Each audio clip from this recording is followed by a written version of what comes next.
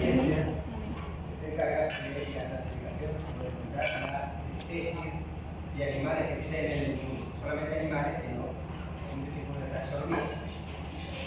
Que todo lo que sea ser vivo está clasificado. El hombre le gusta clasificar y poner el nombre a todo, ¿verdad? El lago de Maracaibo, cordillera andina, todo tiene nombre. Como todo tiene nombre, al hombre le gusta poner nombre a todos. Todos los seres vivos tienen nombre. Bien. Quiero que primero lo que vemos, que tiene características comunes en función y en organización. Son una especie, son aquellos individuos, un grupo de individuos que tienen características comunes en cuanto a la función y organización de su componente vital. Podemos hablar de especies de animales superiores, pero igual también hablamos de especies de virus, especies de bacterias, especies de parásitos. Todo lo que sea un ser vivo tiene un nombre de especie. Entonces, lo que caracteriza a esa especie es que todos funcionan igual y tienen una organización corporal que eso es parecido. Y lo más importante es que las especies se pueden reproducir entre sí. Se puede intentar reproducir dos especies, sí, se llama híbrido, ¿verdad? Pero hay veces las especies están separadas genéticamente que no se puede ni siquiera producir un híbrido. Por eso que una de las características que corresponde a las especies es que se reproduce. Y que todo esto es transmitido a la descendencia. La descendencia es igual o bastante similar a los progenitores. Siempre hay alguna variación, pero la variación va a depender de las combinaciones genéticas que quedan en el genético. Como concepto de Wikipedia, dice que una especie, entonces, la unidad biológica genética de una forma dividida. Unidad biológica genética. A veces no, son todas iguales. Una especie, todos los individuos de una especie son iguales. Pero si usted ve, por ejemplo, un pavo real macho y un pavo real hembra, ¿verdad? Parece que el macho fuera de una especie y la hembra fuera de otra especie, son de la misma especie. O sea, por eso no podemos hablar estrictamente de la forma, porque hay una cosa que se llama dimorfismo sexual en algunas especies es bastante marcado. Entonces, no podemos hablar de forma, pero sí genéticamente, lo que es su función y organización corporal, sí es la misma. Bien, aquí tenemos un animal, que es una araña, ¿verdad? Esta es una tarántula que existe en Japón. Yo tuve la oportunidad de una vez que me quedé de por allá en la montaña que está en el centro del Falcón, vi una así que la bicha está caminando, que era así, todo azul.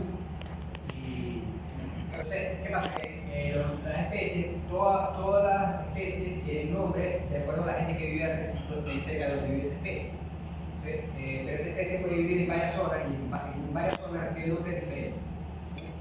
Por ejemplo, el samuro le dice un samuro, pero si en otra parte le dice sopilote, en otra le dicen otra cosa, gallinazo. Entonces, siempre la misma especie, los nombres comunes tienden a confundirse porque comunes no ponen. ¿Qué pasa? Se ideó la creación de un nombre científico donde las palabras son en latín o son latinizadas. O sea, es decir que si una palabra es en otro idioma, le ponen una forma de la palabra para que suene a latín. Entonces, la ciencia que se encarga de poner estos nombres científicos es lo que se llama la taxonomía. Entonces, la misma araña, vemos que se llama Chromatopepa ciarocubese. Para reconocerla a nivel.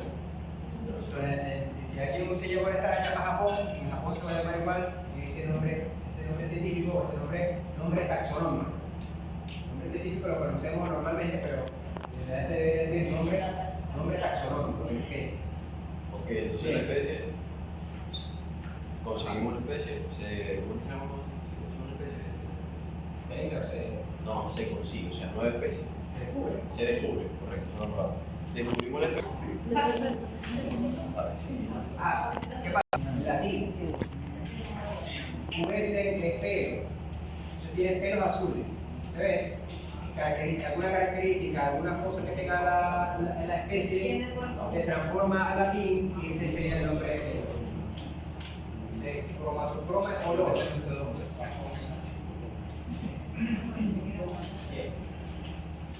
Entonces, ¿cuál es el motivo de la taxonomía? Como dice ahí, se resaltan las características que tiene en común una especie, pero se busca cuáles son las características que la diferencian de otra especie, de la manera de yo poder aislar qué es una especie y qué otra especie.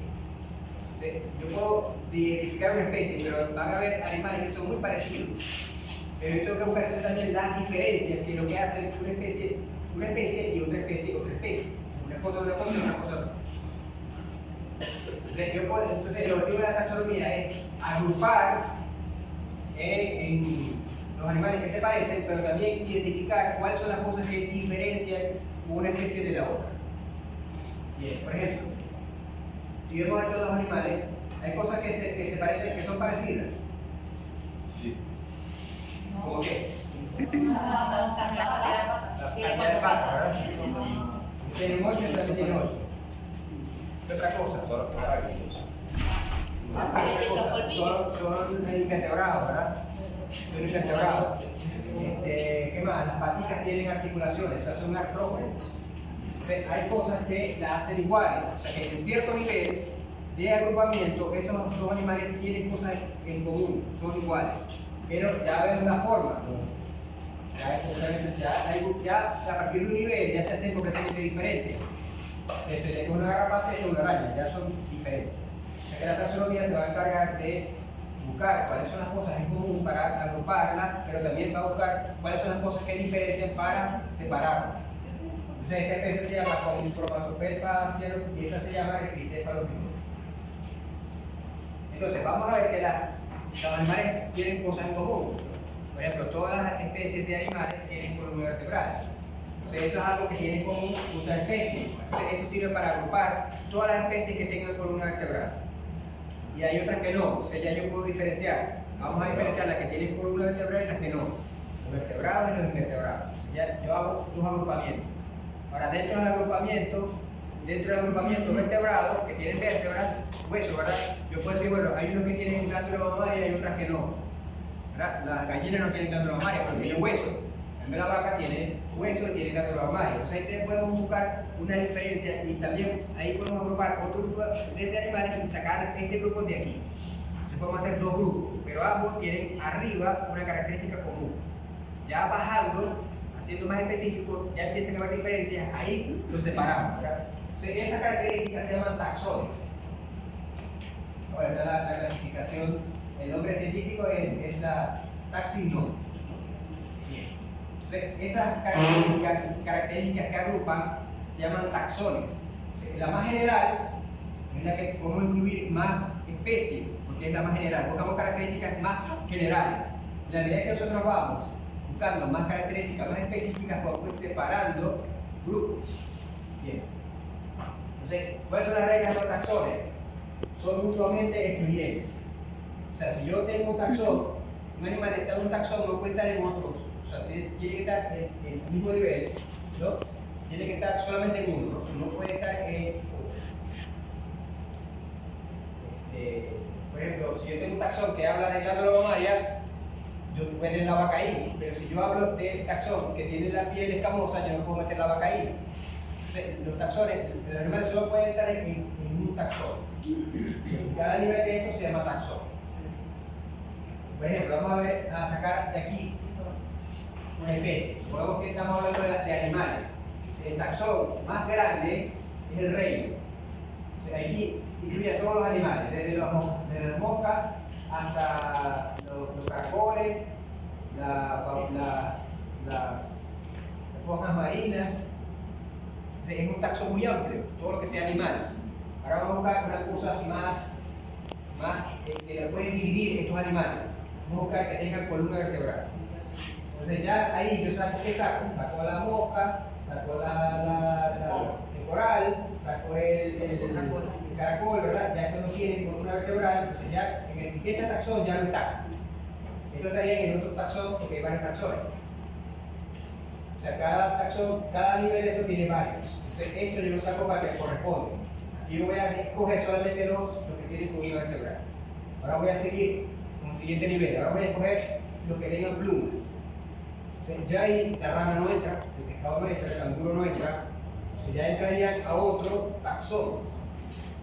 Entonces, ya solamente aquí son los animales que tienen plumas. Subo al siguiente. Los animales que tienen plumas hay diferentes tipos.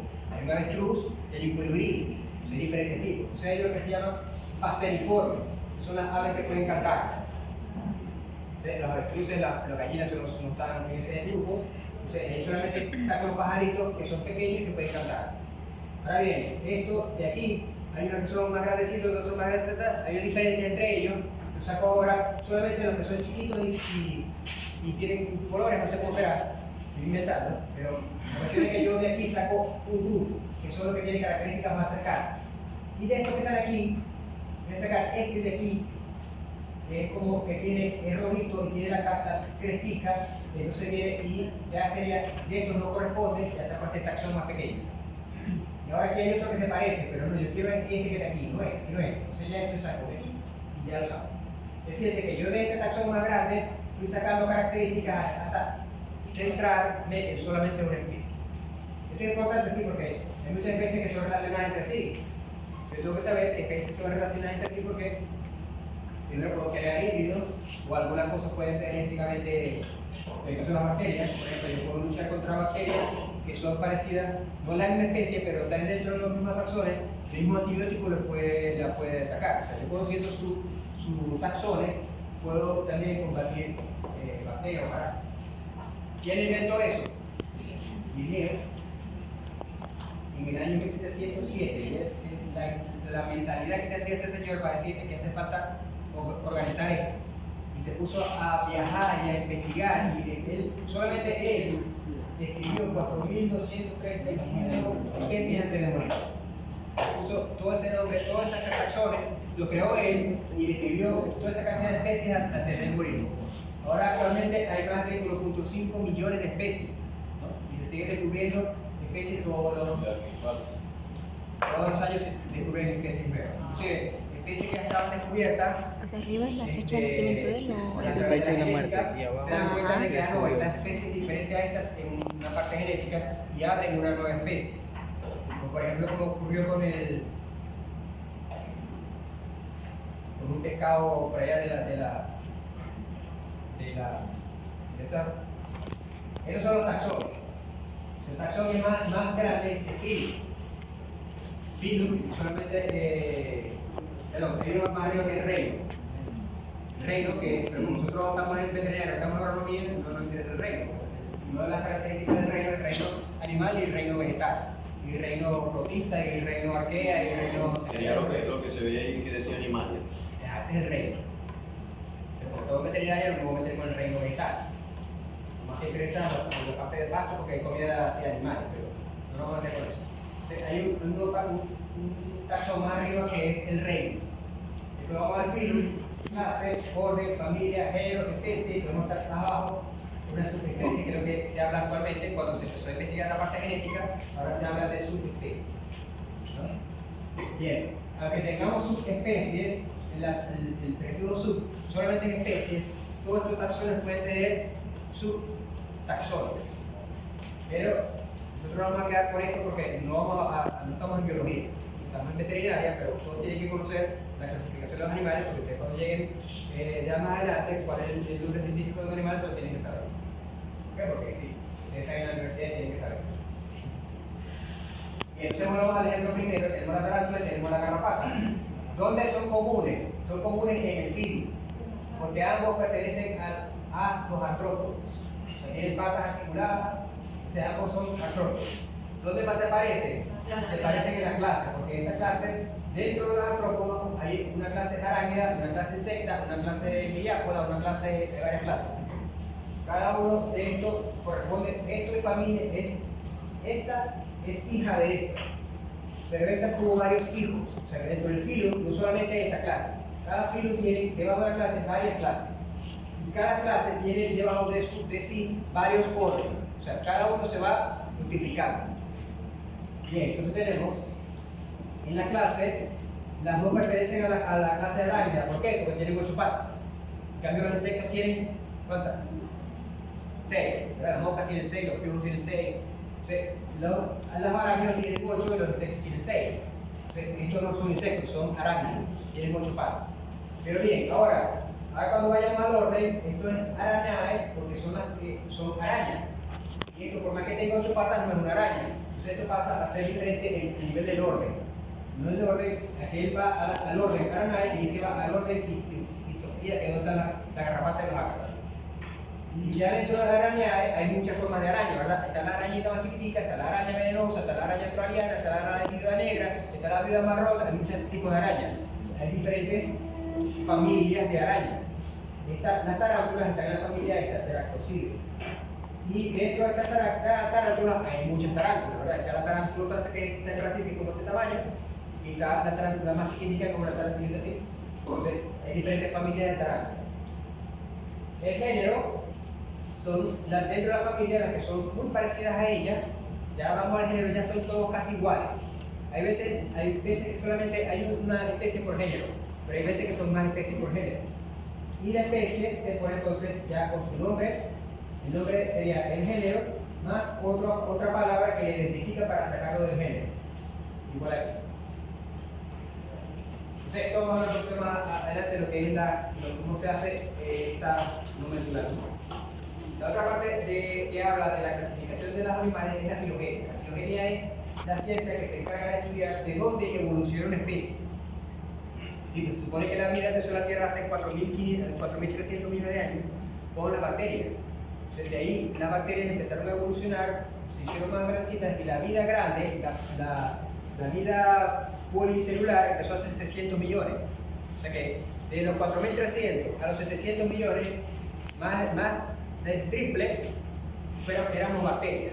A partir de los 700 millones adelante, que somos células, organismos multicelulares. ¿Qué pasa? Que esos 700 millones empezaron a cambiar las especies, el paso de los millones de años, y una especie de origen a otras. Entonces, el estudio de cómo una especie de origen a las otras es lo que se llama la filogenia. ¿Qué pasa? Que es importante, desde el punto de vista de identificación de los animales, cuáles son los orígenes comunes de las especies. Todos millones de años, pero en este momento eso se puede reconstruir de acuerdo a los hallazgos de los animales que hay actualmente y de los fósiles. Entonces dice los analíticos, pero si la evolución existe porque los animales no han cambiado. Era tiene un evangélico, el más viejo tiene 80 años. ¿No? O sea que vio una especie de 80 años. ¿Y en cuánto cambia una especie? Millones de años. O sea, una persona no puede ver la evolución. La única forma que ve Eugenia, que este señor, Darwin, entonces, ¿qué dijo? En su libro Origen de las especies, que dice que las especies evolucionan en función de los cambios ambientales y que tenga mejores probabilidades de sobrevivir, sobrevive y le deja eso a la descendencia, de que tenga problemas para sobrevivir y se muere y sus genes ahí desaparecen. O sea, que tenga mejores condiciones para la adaptación, no es más fuerte, como dicen ahí, no es el más fuerte, es el más adaptado. No es necesario el más fuerte, es el que está más adaptado. Porque el más fuerte, más grande, no hay comida, se muere, como pasó con los dinosaurios, ¿verdad? Los dinosaurios, un meteorito acabó con la comida de la Tierra y todo lo que pasó de 2 kilos se murió. Lo que era de menos de 2 kilos fue lo que sobrevivió. Y de ahí salimos nosotros. Entonces, ¿cuáles son los métodos de investigación de la filogenia? Obviamente, si vemos una jirafa, tiene 8 vértebras, 7 vértebras, ¿cuántos son? 7. Igual que tenemos nosotros, 7 vértebras, igual que tiene el perro, igual que tiene el ratón, 7 vértebras. O sea que ese número de vértebras nos hace ver de que hay un ancestro común para todas esas especies. Evidencia embrionaria, ¿qué pasa? Que nosotros vemos un embrión de sapo y vemos un embrión de humano, hay un momento que no se puede distinguir qué embrión de sapo y qué embrión de humano. Es decir, que también hay un ancestro común para esas especies. Y evidencia bioquímica y genética que actualmente se están desarrollando con la parte de diagnóstico genético, ¿no? Entonces, todas estas especies, la ballena, por más que sea ballena, igual tienen 7 vértebras cervicales. Entonces, hay las teorías de cómo se originan las especies, es decir, que un ancestro común, en algún momento, en un ambiente, se transformó en una especie y en otro ambiente se transformó en otra especie. O sea, quien hizo la transformación de la especie fue el ambiente. Esta especie, por ejemplo, este rojito, dio como origen a este amarillo, este estaba en un ambiente y este estaba en otro ambiente, entonces hubo un cataclismo, una especie se separó de otra, se evolucionaron en un ambiente diferente y cambiaron su forma. Bien, entonces, estos son los grupos que se pueden formar de forma filogenética. Por ejemplo, todos estos animales, los animales, supongamos que son estas A, B, C, D son especies. Todas estas especies, A, B, C, D, que están aquí, todas, si lo vamos muy atrás, todas evolucionaron de este rojito. O sea que todas estas que están aquí, desde el punto de vista de este rojito, son monofiléticas, porque tienen este ancestro común. Pero ahora bien, vamos a ver la B, la C, la D y la E. Vienen del rojito, pero ahora no vamos a tomar en cuenta el rojito, sino el verde y el azul. Cuando el verde y el azul no tienen el mismo ancestro común, ¿cierto? No tienen el mismo ancestro común, entonces son polifiléticas. Cuando no tienen, dos especies no tienen el mismo ancestro común, se llama polifilética. Pero si nos vamos más atrás, es monofilética. ¿Sí? Si vamos desde el punto de vista de estos puntos, son parafiléticos. Pero polifilético de la otra es cuando ya hablamos directamente de la especie. Todas las especies son polifiléticas, porque no se originan de la misma. Okay, la otra es la evolución convergente. La evolución convergente es cuando dos animales tienen características comunes y no tienen el mismo ancestro común. Por ejemplo, tenemos mamíferos carnívoros. ¿Como cuál? Gato, ¿verdad? Un león, un tigre, son mamíferos carnívoros. Tenemos aves carnívoras. ¿Sí? Sí, hay. Como los halcones, Las águilas. Sí, entonces tenemos una característica común, pero tienen un ancestro común, sí, pero muy atrás. Pero ellos evolucionaron a tener esa característica de alimentación por separado. Entonces tenemos aves carnívoras y mamíferos carnívoros. Esa característica evolucionó en forma convergente. O sea, no evolucionó por el ancestro, sino que por el ambiente. Tenemos, por ejemplo, tenemos aves carroñeras, sí, ¿verdad? Sí. Tenemos mamíferos carroñeros, también. Tenemos reptiles carroñeros, sí. Ah, no. Tenemos, por ejemplo, El dragón de Komodo. animales con los testículos afuera, Ah, sí. externamente. Sí, tenemos animales con testículos adentro, también, ¿verdad? Pero fíjense, por ejemplo, el caso de los canguros.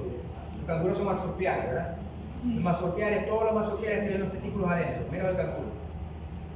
El canguro, en su familia parafilética, tiene los testículos adentro, pero convergentemente es parecido más bien a los mamíferos, tienen los testículos afuera. O sea, a los mamíferos que tienen los testículos afuera, los canguros mamíferos.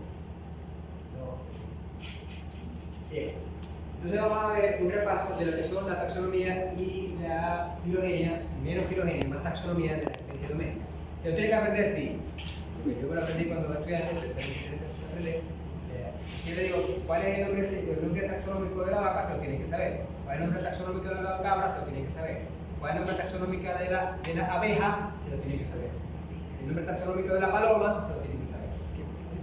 ¿Por qué?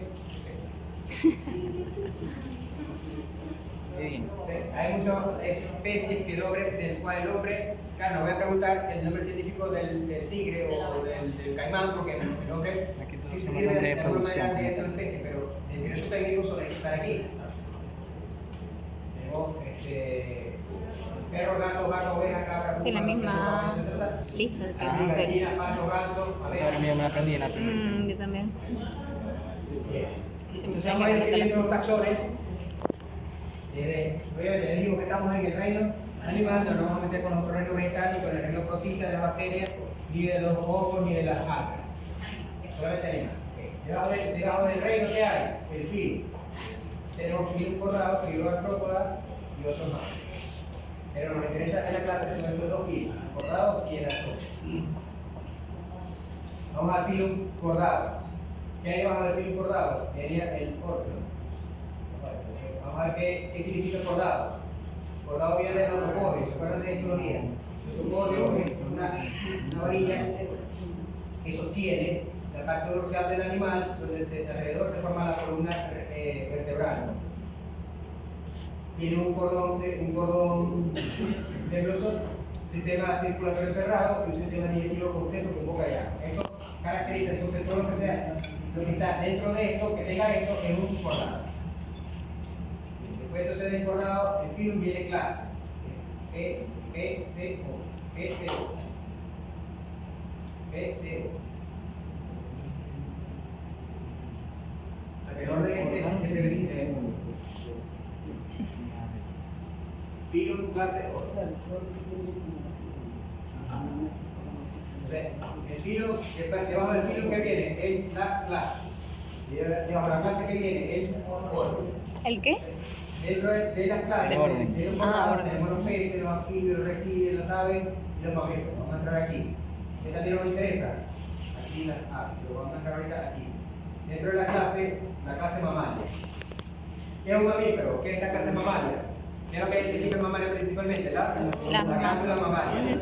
Todos los animales que tienen glándula mamalia entran dentro de la clase mamífero. Son vivíparos, es decir, que tienen, y hay mamíferos, hay una clase de una pequeña orden de mamíferos que ponen huevos, pero el resto son vivíparos. El ornitorrinco. El ornitorrinco pone huevos, y todos los demás mamíferos que no ponen huevos tienen placenta. La placenta sustituyó el huevo, ¿no? En la evolución. Entonces, primero viene el huevo, por eso es lo que vino primero, la gallina o el huevo. El huevo vino primero porque el huevo evolucionó mucho antes que llegaron las gallinas. Entonces, primero vino el huevo. Los reptiles que estaban, los ancestros de la gallina ya tenían huevos. Pero la placenta sustituyó al huevo. Entonces, ya dejaron de poner huevos por tener un huevo interno que era la placenta. Entonces, todos los mamíferos, la mayoría de los mamíferos son placentados y son buqueros. Esto de las placentas dentro del vivíparo. Sí, porque para poder sobrevivir dentro del animal tiene que tener una forma de alimentación que es la placenta. En cambio, viene el huevo, la alimentación viene a través de la yema, del amarillo del huevo. Eso alimenta el embrión. Okay.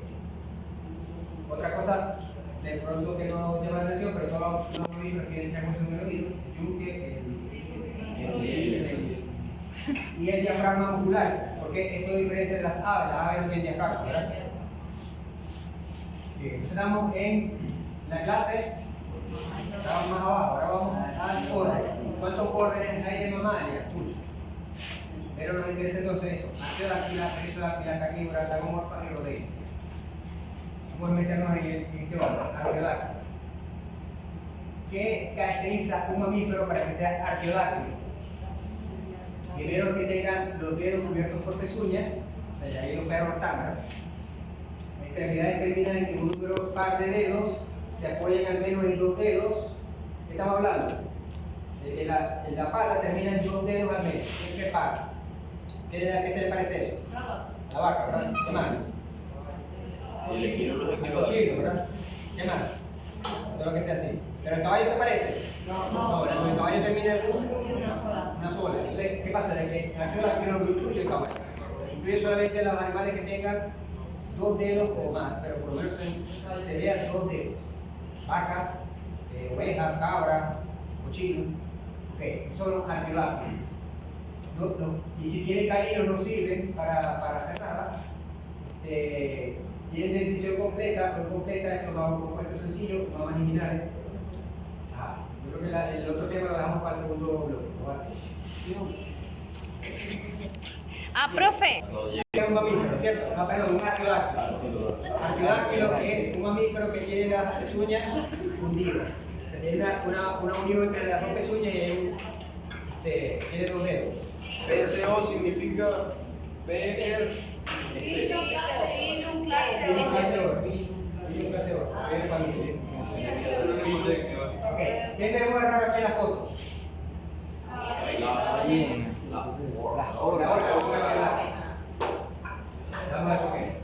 Porque ellos venían, ellos evolucionaron. Ok, estamos hablando Ajá, de tienen. dijimos que eran los que tenían la Tienen. pezuña hundida, ¿verdad? De estos quienes dijimos que eran las vacas, los cerdos, los bovinos, las vacas, ¿verdad?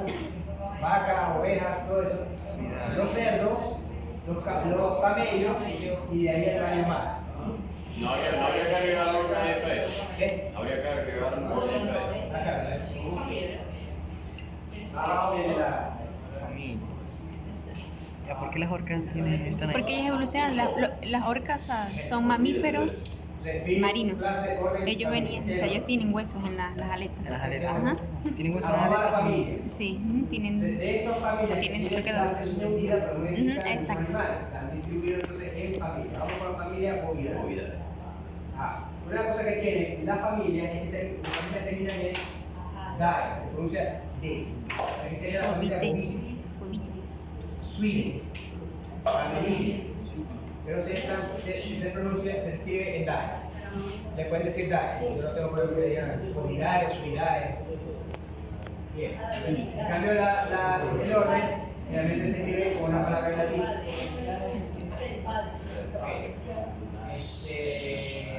¿Qué identifica a los bóvidos?